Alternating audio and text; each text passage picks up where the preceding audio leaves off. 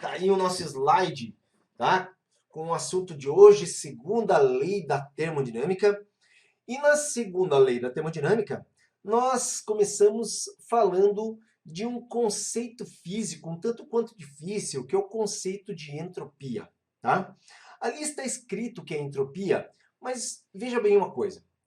Começando por essa figurinha mais à direita, nós já vimos na primeira aula de termologia que o calor, quando ele se transfere, então a energia térmica, quando ela se transfere de um corpo para outro, essa transferência de energia, ela tem, no caso, uma ordem lógica, tá? Essa transferência de energia, ela segue uma ordem. Ela sempre se dá do corpo de maior temperatura em direção ao corpo de menor temperatura. Então, veja, de forma espontânea, é importante essa compreensão, o calor de forma espontânea sempre passará do corpo de maior temperatura para o corpo de menor temperatura. Essa seria a ordem natural que nós temos, ou seja, a ordem na natureza. E aí você pode me perguntar, mas professor, não tem como acontecer esse processo então de forma inversa? Para acontecer de forma inversa, nós precisamos realizar, no caso, um trabalho sobre o meio. Então, isso vai ocorrer de uma maneira forçada e é o que acontece nos refrigeradores. Por isso que os refrigeradores possuem ali um compressor e esse compressor, então, permite a gente retirar o calor de uma fonte fria e lançar essa quantidade de calor numa fonte quente. Mas isso não é um processo espontâneo, é um processo forçado, onde nós temos que gastar energia para isso. Mas veja bem, então, observe que essa ordem ela é tão importante que se nós pensarmos, por exemplo, se nós temos aqui o corpo A e o corpo B, e o corpo B ele é mais frio do que o corpo A, não existe a possibilidade do corpo B ficar mais frio ainda porque ele já era mais frio e ainda cedeu calor ao corpo A, de forma que o corpo A ficou mais aquecido do que já estava e o corpo B mais frio do que já estava. Isso não ocorre de forma espontânea na natureza. Observe também aqui que eu coloquei um exemplo de uma pessoa que vai colocar açúcar num copo com água. E, no caso, quando a pessoa coloca o açúcar no copo d'água e mexe, não existe a possibilidade de reversão dessa ação. Se nós deixarmos em repouso ali o copo com o açúcar, não existe então como, no caso, a água e os açúcar se separarem novamente. Como se nós olharmos aqui uma pedra de gelo sobre uma superfície e essa pedra de gelo, à medida que o tempo vai passando, ela vai derretendo, nós também não temos a possibilidade de, num processo espontâneo, essa água, uma vez que ela se formou, ela, no caso, volte a recongelar, digamos assim, e formar novamente a pedra de gelo. Então, observe que nós temos as transformações dentro da natureza ocorrendo todas num único sentido.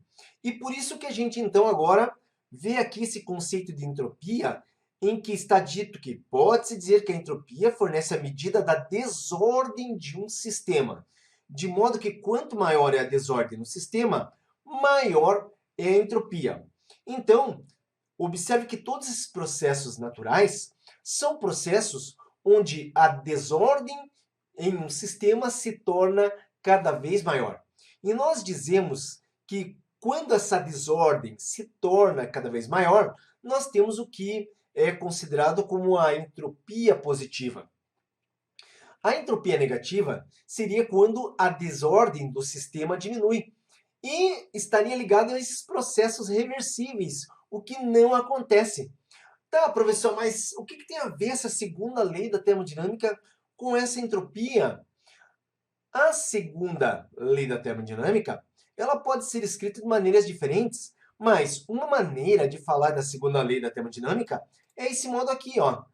em qualquer processo da natureza, a entropia nunca diminui. A entropia só aumenta ou a desordem só aumenta. Ou seja, os processos acabam sendo irreversíveis. Como eu expliquei da pedra de gelo que derreteu, aquela água, ela começará a recombinar, a reprocessar, de forma a formar novamente a pedra de gelo. Isso não é possível, certo? Então, nos processos naturais, nós vamos entender que a entropia nunca diminui. A segunda lei da termodinâmica tem esse tratamento. Mas nós podemos colocar de uma maneira um pouco mais fácil essa segunda lei da termodinâmica. Então, observe que nós podemos dizer que, antes de falar a respeito desse enunciado da segunda lei da termodinâmica, considerem aqui que nós temos uma máquina térmica. Professor, eu não sei o que é uma máquina térmica. Uma máquina térmica, ela converte calor em trabalho. As máquinas térmicas, elas começaram, digamos, a serem notadas e fizeram uma transformação em toda a humanidade a partir ali da Revolução Industrial. É claro que esse processo começa um pouco antes, mas de repente ocorre a Revolução Industrial, é quando o homem de fato se apodera então dessas máquinas térmicas, onde a produção de calor, né, onde na verdade a produção de trabalho se dá por intermédio do recebimento de calor. Então, o calor é capaz de gerar trabalho. Mas a primeira máquina térmica que se tem na história é a Eolipila de Heron de Alexandria. O Heron de Alexandria viveu ali, ó, de 10 depois de Cristo até 80 depois de Cristo, então 70 anos de vida, e ele construiu essa máquina térmica, que constitui aqui de um reservatório com água. Esse reservatório com água ele vai ser aquecido. Nós temos aqui uma tubulação que está associada a uma esfera que tem, no caso, 2 caninhos de saída para vapor. E essa esfera aqui ela pode girar em torno de um eixo. Então, o processo aqui da máquina térmica de Heron era aquecer a água, produzir vapor. O vapor, então, era conduzido por esses canos, por esses dutos, chegava na esfera e, em função de existir aqui essa abertura, que seriam os caninhos, o vapor, então, saía pelos caninhos. Quando o vapor saía, ele empurrava o ar. E aí vale a terceira lei de Newton. O vapor empurra o ar reage e acaba empurrando o caninho da esfera. E nós temos aí, então, essa esfera rotacionando enquanto nós tivermos vapor saindo. E, na verdade, você já deve ter prestado atenção nesse fenômeno na sua casa. Tem residências que não tem mais essa válvula da panela de pressão. Mas a panela de pressão tem uma válvula que, quando existe pressão dentro da panela, o vapor de água formado ele precisa ser liberado. E ele é liberado através dessa válvula que tem um pezinho em cima.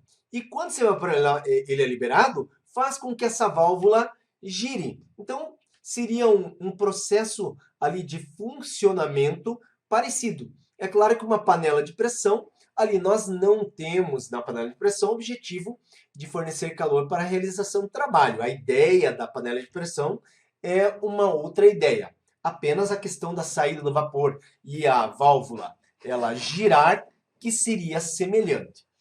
Mas então aqui observe que nós temos o esquema de uma máquina térmica, onde essa máquina térmica ela recebe calor de uma fonte quente e, no caso, realiza trabalho. Tá? Aqui você pode imaginar o seguinte, mas como que seria isso? Receber calor de uma fonte quente. Por exemplo, um motor de automóvel, ele corresponde a uma máquina térmica, porque o calor da fonte quente admitido pelo motor de automóvel provém da explosão dos vapores da gasolina. A gasolina que é colocada ali no nosso tanque de combustível, essa gasolina ela é vaporizada dentro de uma câmara e aí as velas, elas são encarregadas de produzir uma faísca. E essa faísca, o que que acontece? Ela explode essa gasolina, que forma ali gases que empurram, no caso, um pistão, aqui já seria a máquina térmica, e esse pistão sendo empurrado, nós temos a realização de trabalho. Só que tem um detalhe muito importante aqui, que de acordo com a segunda lei da termodinâmica, e aqui está o enunciado de uma forma um pouco mais simples, é impossível existir uma máquina térmica operando em ciclos que alcance um rendimento de 100%.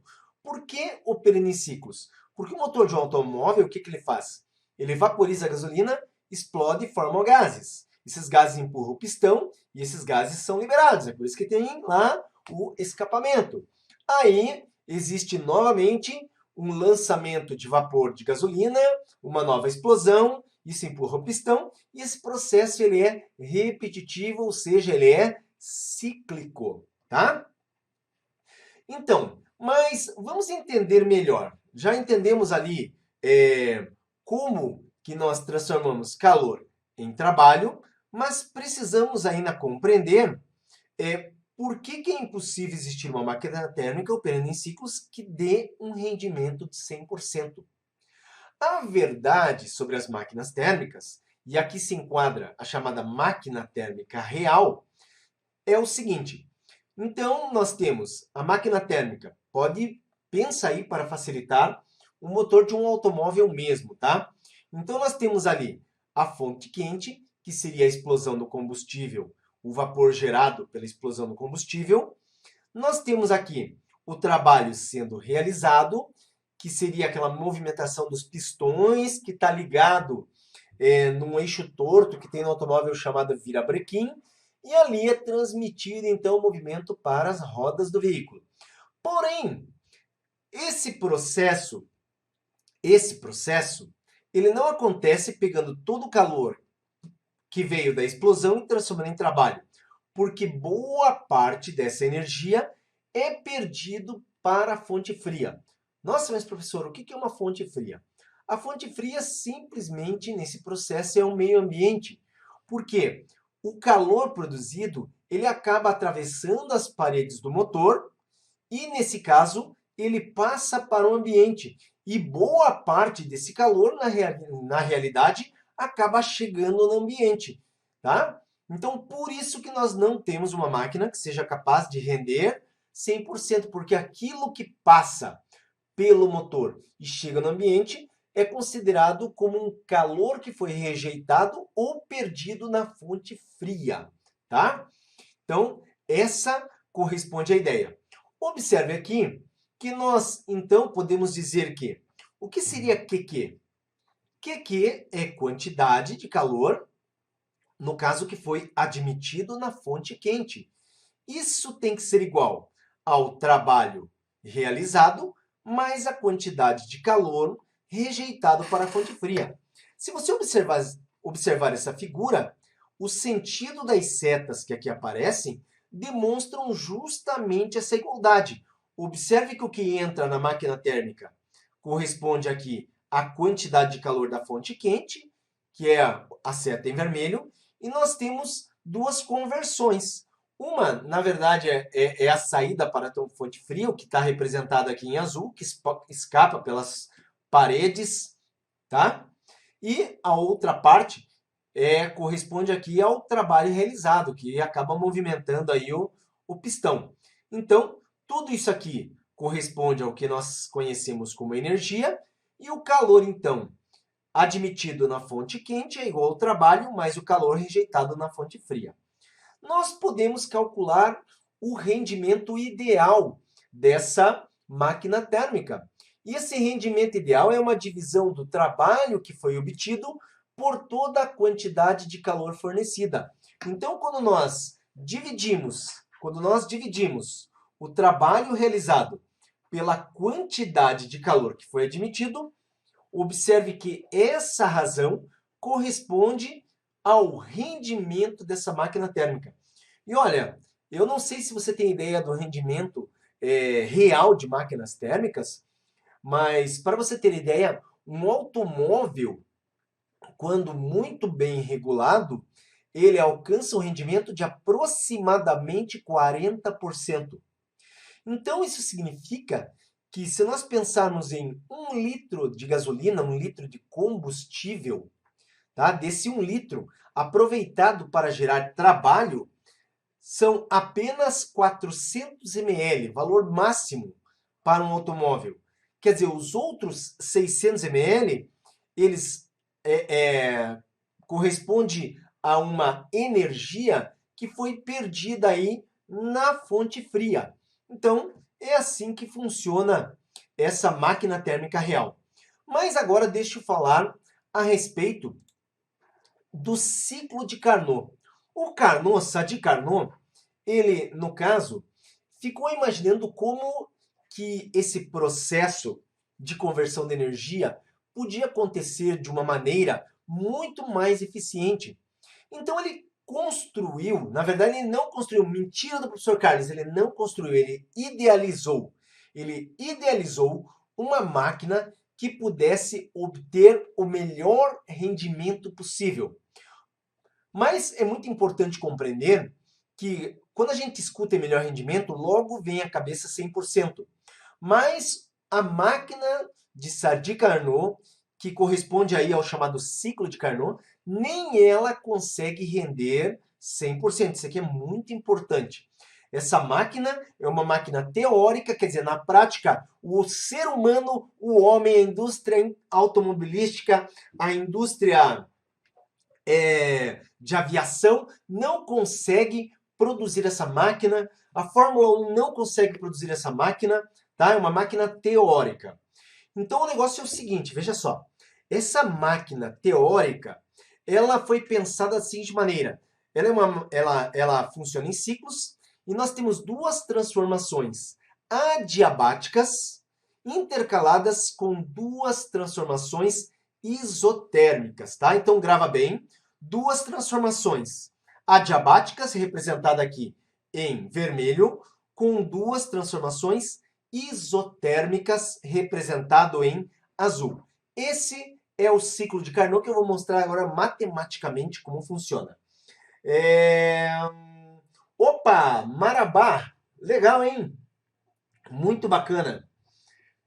Adquirir conhecimento, opa, alunos de refrigeração, legal, professor, muito bacana ter você por aqui, hein?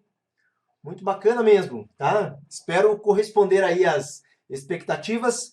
Estamos aí preparando os estudantes para Enem e vestibulares aí por todo o Brasil. Mas bacana mesmo ter você por aqui. Então, olha só, dando continuidade aqui, como eu falei, vou apresentar matematicamente como funciona. Então, olha só, a máquina, de acordo com o ciclo de Carnot, o Carnot, quando ele imagina essa máquina que intercala duas transformações isotérmicas com duas transformações adiabáticas, só lembrando, a transformação adiabática não existe a troca de calor com o meio. Então, Q é igual a zero. E as duas transformações isotérmicas são duas transformações que ocorrem a temperaturas diferentes, porém, no caso, durante a transformação isotérmica, nós não temos variação de temperatura. Então, enquanto você vê aqui essa transformação T1, nós temos alteração de pressão e de volume ocorrendo aqui entre dois estados, onde a temperatura fica constante. O mesmo acontece aqui, a temperatura também fica constante entre esses outros dois estados, porém, né, a temperatura T1 ela é diferente da temperatura T2, tá? E nas transformações adiabáticas, enquanto está ocorrendo a transformação, a temperatura está alterando. Mas o que não acontece seria a troca de calor com o meio. Agora, voltando aqui. Uma vez, tá, que nós estamos considerando essa máquina de Carnot, que possui o melhor rendimento possível, que não é 100%, o Carnot ele percebeu uma coisa que, para uma máquina ter o melhor rendimento, tinha que acontecer. A quantidade de calor, ou a proporção da quantidade de calor na fonte fria sobre a fonte quente, a razão entre essas quantidades trocadas, tá? tinha que ser igual à razão entre as temperaturas percebidas na fonte fria e na fonte quente. Então, essa foi a percepção do Carnot. Mas o que acontece? O detalhe é que não é possível construir essa máquina de forma que essa razão entre a temperatura na fonte fria e a temperatura na fonte quente seja proporcional à razão entre os calores trocados. Então, isso ocorre somente na máquina de Carnot, onde nós podemos considerar essa razão, tá? E, no caso, observe que a máquina de Carnot ela também recebe calor da fonte quente, realiza trabalho e rejeita calor para a fonte fria. Porém, o rendimento de uma máquina de Carnot, então ele pode ser dado em função das temperaturas, onde o rendimento é igual a 1 menos temperatura da fonte fria sobre temperatura da fonte quente, certo? Então, olha só, rendimento 1 menos temperatura da fonte fria sobre temperatura da fonte quente. Deixa eu mostrar essa equação, como que se chega nela, tá? Porque daí, se você olhar, você vai dizer, nossa, mas de onde que surgiu essa equação? Ela surge daqui, ó. Vamos pegar uma máquina comum. O rendimento de uma máquina comum seria o trabalho que ela fornece pela quantidade de calor admitida na fonte quente. Tudo bem? Então, veja só, peraí. Eu preciso agora da minha mesa. Estou pegando minha mesa aqui, galera, só um minutinho. Só um minutinho. Pegando minha mesa aqui. Tá? Então, deixa eu vir para cá. E vou abrir uma nova tela. E olha só. Então, agora presta atenção num detalhe. Eu tenho aqui que o rendimento de uma máquina térmica qualquer é a divisão do trabalho pela quantidade de calor dividido na fonte quente, certo? Então, veja só. A máquina térmica comum, ela funciona do seguinte modo, como eu expliquei. Então, observem aqui. Seria um esquema da máquina térmica. Então, aqui seria a máquina térmica. Ela recebe calor de uma fonte quente, que é o QQ. Ela realiza trabalho, tá? Então, realiza trabalho e rejeita calor para uma fonte fria. No caso aqui, o rendimento é a razão entre o quanto de trabalho ela consegue produzir por todo o calor que ela recebeu. Quando essa máquina ela consegue produzir muito trabalho em função do calor que ela recebe, esse rendimento se aproxima de 100%, mas ele não vai ser 100%, certo? Mas agora presta atenção num detalhe. Observe o sentido das setas, como eu comentei. Nesse caso aqui, pelo sentido das setas, eu posso dizer que QQ é igual à soma de, no caso, QF mais o trabalho. E eu posso pegar exatamente esse termo, ó, que você vê ali, e substituir aqui. Então, quando eu faço essa substituição, o rendimento então ficaria trabalho, tá? Ou melhor, desculpe aqui, vamos fazer aqui diferente. Vamos pegar aqui, ó. Quando eu pego o trabalho, tá? Observe que se eu isolo o trabalho, eu vou ter quantidade de calor admitida na fonte quente, menos a quantidade de calor rejeitada para a fonte fria. Essa quantidade. E eu vou substituir isso aqui nessa expressão, tá? Esse termo aqui nessa expressão. Então, nesse caso, observa o seguinte. Então, quantidade de calor admitida na fonte quente, menos quantidade de calor rejeitada para a fonte fria, dividido por quantidade de calor da fonte quente. Observe que nós separamos aqui e ficamos com QQ sobre QQ menos QF sobre QQ. E esse rendimento, então, observe que QQ sobre QQ é 1 menos QF sobre QQ. Então, nós temos aqui, galera, uma expressão que foi desenvolvida ou que vale para uma máquina térmica comum, tá? Uma máquina térmica comum.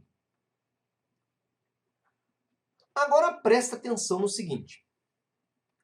Vindo aqui, ó. Como a máquina de Carnot, ela diz que QF sobre QQ é proporcional a TF sobre TQ, e isso só acontece na máquina de Carnot, essa razão QF sobre QQ pode ser substituída por TF sobre TQ. Então, na expressão em que eu encontrei, eu tenho QF sobre QQ, e basta eu colocar TF sobre TQ, que é o que você vê aqui. E essa expressão, atenção, ela só serve também na máquina de Carnot, tá? Na máquina de Carnot. Então, uma vez que utilizada essa expressão, a gente tem o melhor rendimento possível, que não é 100%, mas dado através dessa expressão, tudo bem? Então, vamos seguir em frente agora e nós vamos falar a respeito de refrigeradores, tá? Eu vou apresentar a teoria sobre refrigeradores e depois, na sequência, nós temos exercícios para resolver, né? Porque temos que praticar aí nessa aula. Então, nós temos exercícios para resolver. Olha só, refrigeradores são dispositivos capazes de converter trabalho em calor. Desse modo, operam em ciclos, retirando o calor de uma fonte fria e descartando para uma fonte quente. Pessoal, esse aqui, note que o processo é inverso, porque nós estamos, no caso, realizando trabalho, tá? Realizando trabalho sobre o meio. Então, quer dizer, o que precisa para realizar trabalho sobre o meio? Porque não é natural. O natural é fornecer calor para, nesse caso, gerar trabalho. E esse trabalho gerado faz com que ocorra, normalmente, transmissão de movimento para outros sistemas. Isso seria o normal. Observe aqui que o refrigerador ele precisa que seja realizado trabalho, mas para retirar calor de dentro de uma fonte fria e jogar esse calor para uma fonte quente. E o refrigerador faz esse processo porque no refrigerador, quando nós colocamos os alimentos dentro de uma geladeira, o que nós queremos? Nós queremos resfriar esses alimentos. Mas nós precisamos, então, fazer o quê? Nós precisamos de um compressor. Esse compressor, no caso, ele empurra, no caso, se eu não me engano, eu posso estar enganado, tá? Porque sabe que as tecnologias vão mudando, mas se eu não me engano, o gás que passa num refrigerador se chama freon, tá? Se o nosso professor lá de Marabá tiver aí, se puder me confirmar exatamente o nome do gás, eu fico agradecido. Mas se eu não me engano, é freon o nome desse gás. E esse gás ele é empurrado por um compressor. Esse gás, no caso, quando ele passa por dentro da geladeira, ele, no caso, ele sofre uma diminuição de pressão e, consequentemente, uma diminuição de temperatura. E aí ele rouba calor de dentro da geladeira e quando ele sai daquela parte interna da geladeira, que é onde nós temos ali a serpentina, esse gás ele sofre um aumento de pressão, consequentemente um aumento de temperatura, e ele libera calor na parte traseira da geladeira, que é aquela grade, tá? Pelo menos nas geladeiras antigas era dispersado ali na grade. Recentemente eu comprei uma geladeira nova aqui na minha casa e já não, essa grade pelo menos não fica à vista, tá? Mas precisa de um compressor para retirar o calor de dentro da geladeira e lançar esse calor para fora da geladeira, que é um processo, então, forçado. E é isso que os refrigeradores fazem. Então, observe que nós precisamos... Aqui, olha o sentido do trabalho, dado em verde aqui, ó. Nós realizamos o trabalho sobre o sistema através de um compressor, para pegar o calor que está na fonte fria e lançar para fora, que seria a fonte quente. Nesse processo, observe que a quantidade de calor rejeitada para a fonte quente, que está representada em vermelho, que é o nosso QQ, é a soma das duas parcelas aqui que são mostradas entrando no sistema, que seria o trabalho realizado sobre o sistema e a quantidade de calor que nós estamos retirando de dentro da fonte fria e lançando para fora. Então, quer dizer, matematicamente, nós continuamos tendo quantidade de calor da fonte quente sendo igual a trabalho mais quantidade de calor na fonte fria, tá ok? Então, olha só. No refrigerador, gente, nós temos, no caso, não um cálculo de rendimento, tá? Nós temos ali um cálculo de eficiência, ou também pode ser chamado de coeficiente de conversão, tá? Então, pode ser um coeficiente de conversão. No caso, a eficiência de um refrigerador, a eficiência de um refrigerador é a razão entre a quantidade de calor que nós conseguimos retirar do seu interior em função do trabalho realizado. Quer dizer, para realizar trabalho, o que a gente faz? Nós gastamos energia elétrica. Então, o trabalho é feito por um compressor, mas nós precisamos gastar energia elétrica. Então, esse trabalho ele representa a energia elétrica que nós estamos gastando. Em função disso, nós temos uma certa quantidade de calor sendo retirada de dentro do refrigerador. Observe que o quanto melhor for esse refrigerador, quanto mais eficiente for esse refrigerador, mais calor ele retira do interior da geladeira em função do trabalho que foi realizado. Quer dizer, o que seria o melhor refrigerador? Aquele que consegue resfriar muito e fazendo isso ele está retirando muito calor de dentro do refrigerador em função de quanto de energia elétrica ele gasta. Quer dizer, se gastar pouca energia elétrica, que seria representado pelo trabalho, e conseguir retirar muito calor do interior da geladeira, nós temos uma eficiência alta. No entanto, se gastar muita energia elétrica e retirar uma quantidade de calor pequena, nós temos uma eficiência baixa. Mas é importante aqui considerar que a eficiência ela nunca vai ser menor do que 1. Tá? Então, a eficiência, por exemplo, se nós tivermos o valor 1, a quantidade de energia retirada de dentro da geladeira foi proporcional ao quanto de energia elétrica foi gasta para colocar o compressor em funcionamento. Se nós temos uma eficiência 2, significa que a gente conseguiu retirar de dentro do refrigerador 2 vezes mais energia do que a energia elétrica que foi gasta nesse processo. E aí vai funcionar exatamente desse modo. Se a eficiência for 5, conseguimos retirar 5 vezes mais energia de dentro do refrigerador em função da energia elétrica gasta representada pelo trabalho, que seria aqui o funcionamento do nosso compressor. Tudo bem? Galera, chegamos aqui, né, no momento em que nós começaremos a desenvolver agora algumas questões sobre a segunda lei da termodinâmica. Então, eu tenho aqui algumas questões programadas, certo? Não sei se alguém tem alguma dúvida aí. Se tem uma dúvida, coloca que a gente responde, até mesmo antes de entrar nos exercícios. Tá? Se tiver aí também, não esquece desse like aí, ajuda pra caramba a Physics in Box. Isso aí conta para nós de maneira muito significativa junto ao YouTube. Então o YouTube ele usa aí esse like para recomendar o canal, né? E nós estamos aqui justamente nesse processo aí de ajudar os estudantes e também ter um reconhecimento do canal. Então dá essa ajuda pra gente aí, que é fundamental, tá? Então, moçada, vamos fazer o seguinte, vamos para as questões que eu tenho aqui. A primeira questão ela é sempre um pouquinho mais tranquila, tá? E a última questão, geralmente, ela é mais pegada. Então, vamos lá. Nossa primeira questão, ela traz o seguinte.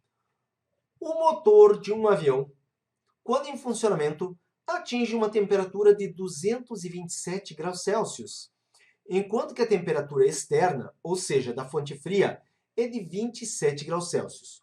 Podendo ser considerada uma máquina térmica, obtenha o seu rendimento. Então, olha só, eu coloquei essa questão aqui.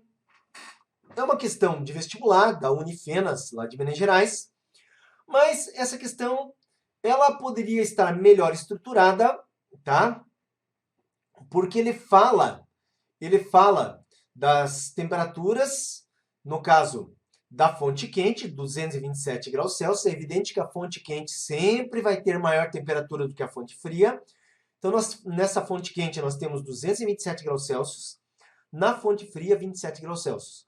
Mas observe que eu fiz aqui uma explicação que quando nós temos a proporcionalidade, tá, entre as temperaturas, isso ocorre, no caso, numa máquina de Carnot. Ah, mas o avião, então, é uma máquina de Carnot, professor? Não, o avião, ele não é uma máquina de Carnot, porque a máquina de Carnot não é possível de construir. Mas, tá? Isso aqui seria no caso, se o avião conseguisse o melhor rendimento possível, tá? Seria em função dessas temperaturas.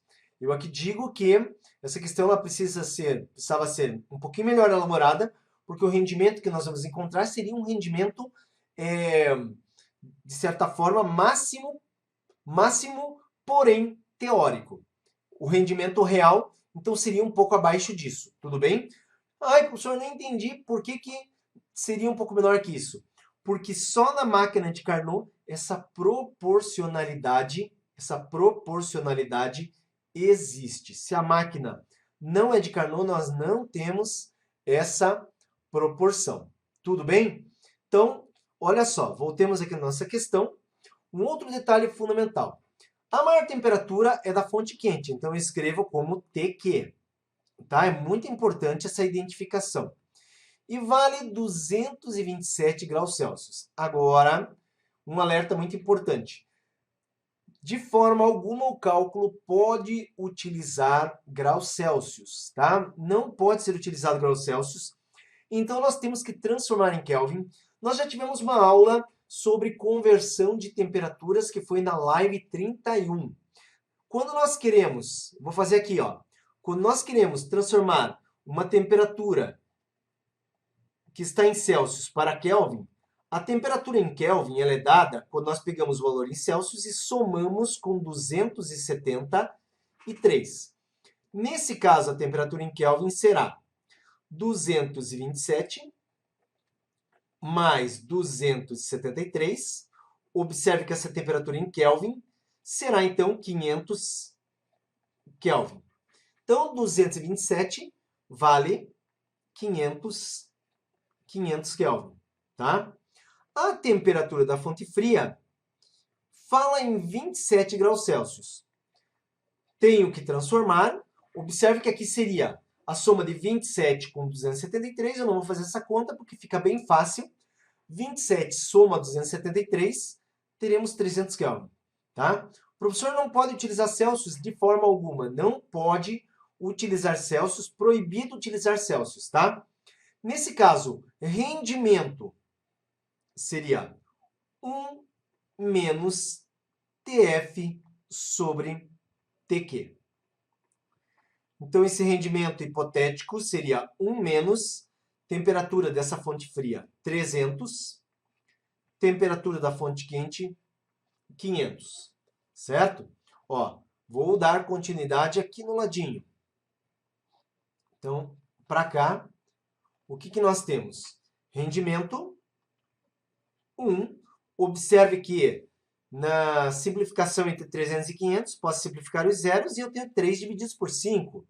3 divididos por 5 vai dar 0,6, onde o rendimento, então, ele é igual a 0,4. E 0,4 decimal em percentual, isso é 40%. Então, tá aqui, ó, um rendimento de 40% para, no caso, o motor do avião. Esse aqui seria um rendimento máximo. Na realidade, ele deve operar com um rendimento um pouquinho menor que isso, mas a resposta seria, então, a letra C, tudo bem? Vamos para uma outra questão aqui. Vamos agora numa questão que fala sobre refrigerador. Essa questão fala assim, ó. No texto 6, fragmento de Dois Irmãos, de Milton Ratum, a personagem Zana se irrita com alguns aparelhos antigos, como a geladeira alimentada a querosene. Atualmente, as geladeiras domiciliares têm eletricidade como fonte de energia e retiram os alimentos a partir de um fluido refrigerante. Considere uma geladeira com constante de performance de valor 3, que rejeite para o ambiente uma quantidade de calor de 800 calorias num ciclo.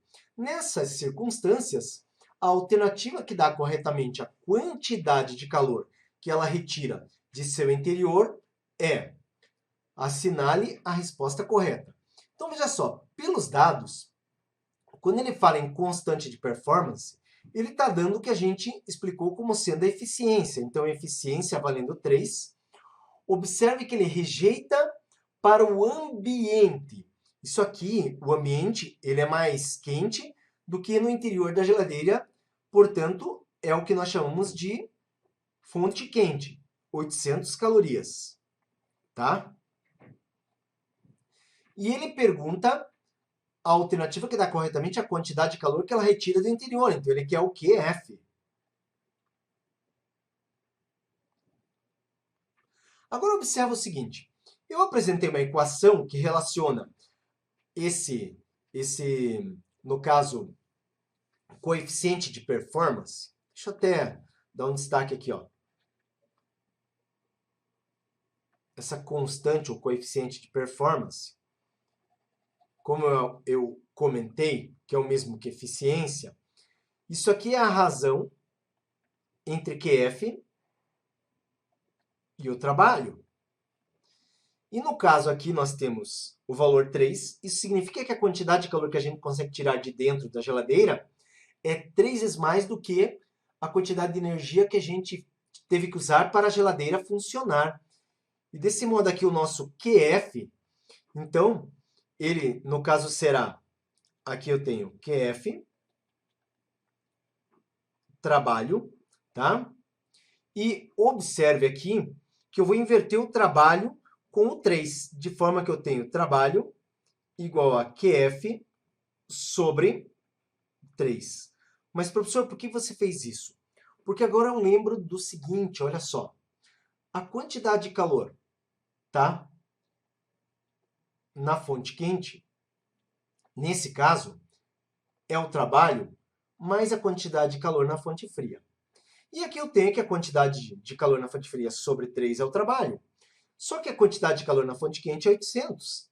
Então, eu tenho 800, que é igual a QF sobre 3 mais QF. Então, aqui eu tenho 800, que é igual. Né? Aqui, vamos lembrar lá, a soma de fração é como se estivesse sobre 1. Então, 3 divide por 1 é 3 mesmo, o nosso mínimo é 3. 3 por 1 é 3 vezes QF, 3 QF. 3 por 3 é 1 vezes QF, QF. 3 QF com QF. Nós temos 4 QF. Isso dividido por 3. Vou simplificar, olha só.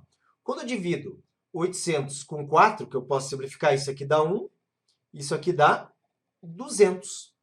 Agora, para finalizar, observe que eu só preciso jogar o 3 que divide QF, multiplicando 200, 3 vezes 200, eu tenho 600 calorias retiradas do interior dessa geladeira mediante um trabalho que é 1/3 disso, tá? Porque aqui diz que ela retira 3 vezes mais calor do que o trabalho que é realizado.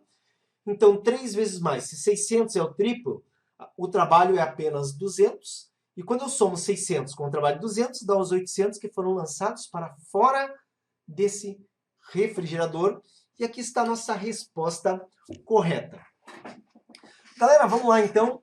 Nós vamos para a última questão. Essa questão aqui ela é mais pegada agora. Você pode ver aqui quem está buscando aí curso de medicina, quem está buscando as instituições militares, Isso é uma questão do IME, então é para aquele pessoal que precisa de um alto preparo aí.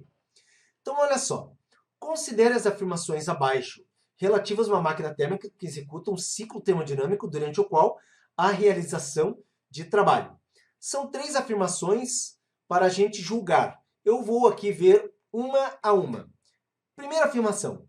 Se as temperaturas das fontes forem 27 e 427 graus Celsius, a máquina térmica poderá apresentar um rendimento de 40%.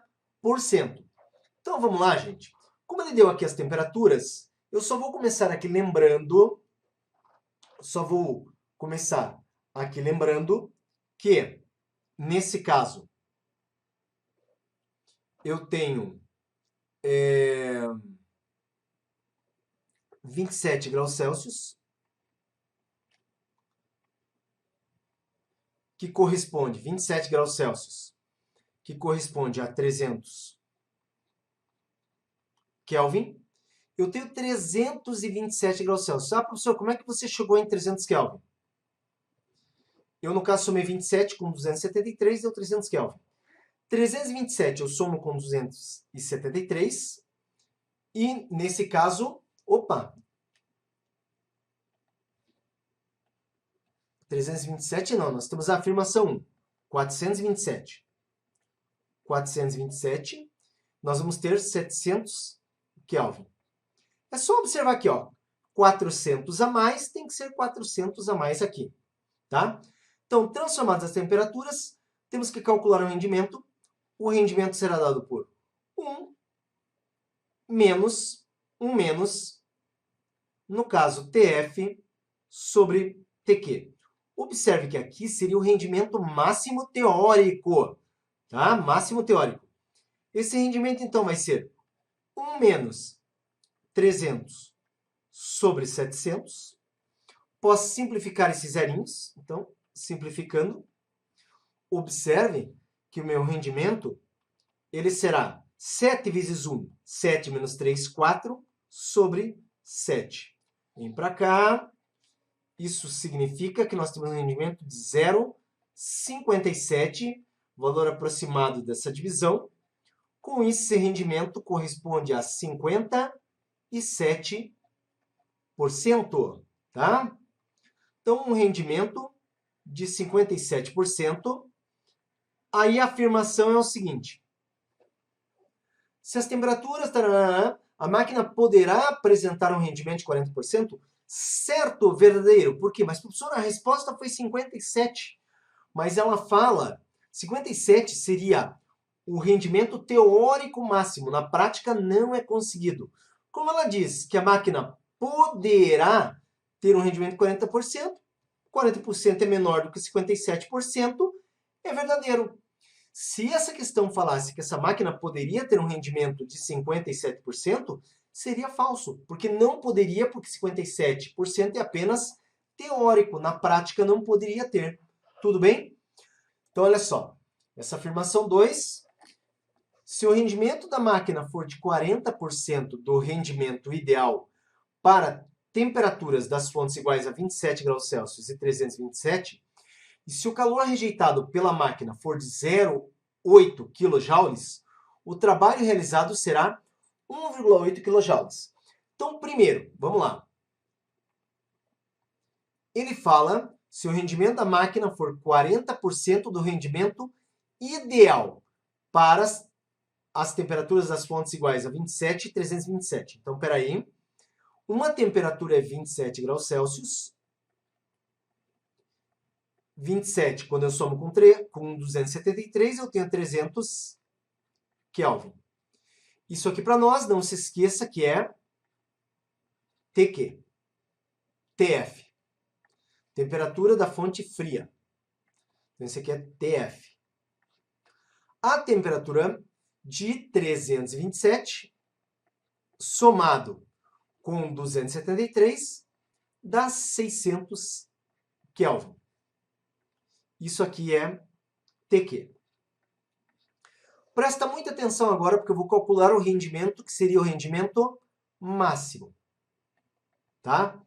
Então, isso aqui é 1 menos TF sobre TQ. Esse rendimento máximo, ele corresponde a 1 menos 300 sobre 600. Esse rendimento máximo corresponde a 1 menos 300. Quando dividido por 600, dá 0,5. Chegamos à conclusão, então, que esse rendimento máximo ele vale 0,5. Agora presta atenção. Aqui ele fala uma coisa muito importante. Se o rendimento da máquina for 40% do rendimento ideal, tá? Se nós tivermos 40% do rendimento ideal, então isso significa que esse rendimento que eu vou chamar apenas de rendimento seria pegar 0,5, que é o rendimento máximo ideal, e multiplicar por 40%, onde 40% é 0,4. 0,4 vezes 0,5 vai dar 0,2. Então, esse aqui é o rendimento associado, no caso, à quantidade de calor aqui que está sendo rejeitado para no caso, para a fonte fria, 0,8 kJ, e nós teremos que verificar se o trabalho é de 1,8 kJ, tá? Então, nós vamos considerar isso aqui como sendo rejeitado para a fonte fria e ver, então, se o trabalho é de 1,8.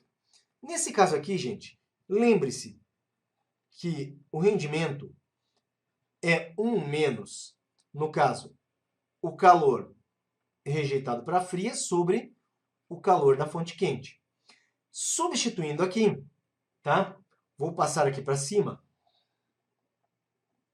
Eu tenho o rendimento 0,2, que é igual a 1 menos quantidade de calor trocado na fonte fria. O problema fornece aqui, ó, 0,8 kJ. Então, 0,8. Tá? E aqui eu quero, na verdade, a quantidade de calor ali na fonte quente, para depois descobrir o trabalho.